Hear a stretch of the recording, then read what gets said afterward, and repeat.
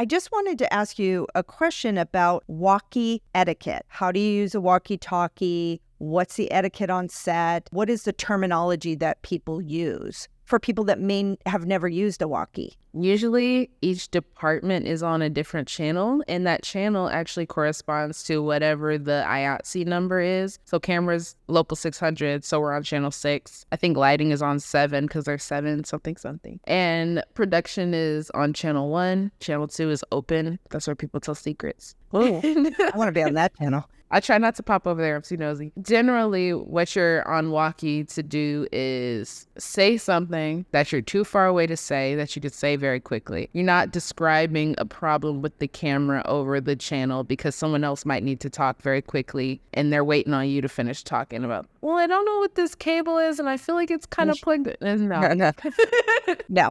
As quickly as you can say an issue, let people know where a piece of equipment is, little helpful things from cross-wide stages. That's what you're doing it for, so that everyone's not yelling, which keeps the peace. How do you open the conversation? Honestly, in general, it's been very casual. Just like the way you would talk to a friend, like, hi, Tami, that piece is on this table. Or sometimes you don't even have to say it because you just talk to them and they're going and you're like, oh, I remembered it's in the AKS case. Copy means like, I understand, I heard what you're saying, so that the person who either asked for something or is letting you know something doesn't have to keep repeating it. Right. Because they're not sure if you heard it. Because again, you're trying to get on and off the walkie as quick as possible. And copy is just a respectful way of saying, I heard you. Thank you. And sometimes that's all you're doing is just like, hey, Tami, can you grab that thing? Copy. And then that's it. And you're gone. Yeah. So that they're not waiting and wondering if a thing is happening. And I'm an over communicator, so I do talk on the walkie a lot. I let people know where I'm at, where I'm going, so that they're not wondering, not asking, not also getting up and now we're both gone and the thing needs to happen by the camera and neither of us are there. Just communicating the movement and what needs to happen. Right. Well, that's a good point. Oh, and what are the ones for bathroom?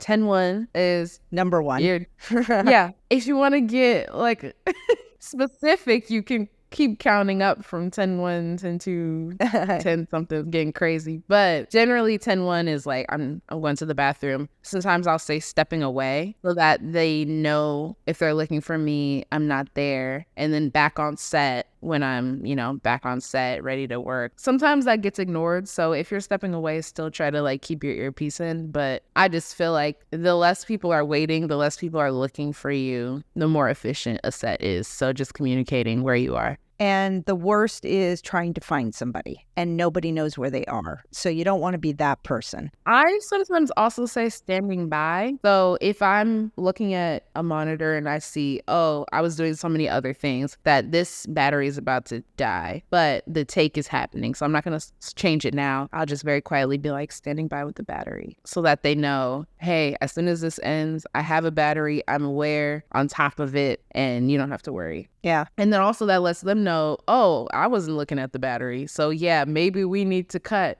Right. Maybe we need to cut this take immediately. Right. So. And especially with the digital card, when it's like starting to count down to 30 seconds, 29, you're like, uh-oh, we got to like get this scene Exactly. Yeah, nobody notices it until it gets low and starts blinking. So the earlier I'm able to notify before Village and producers and people can freak out, the better. Yeah, no, absolutely.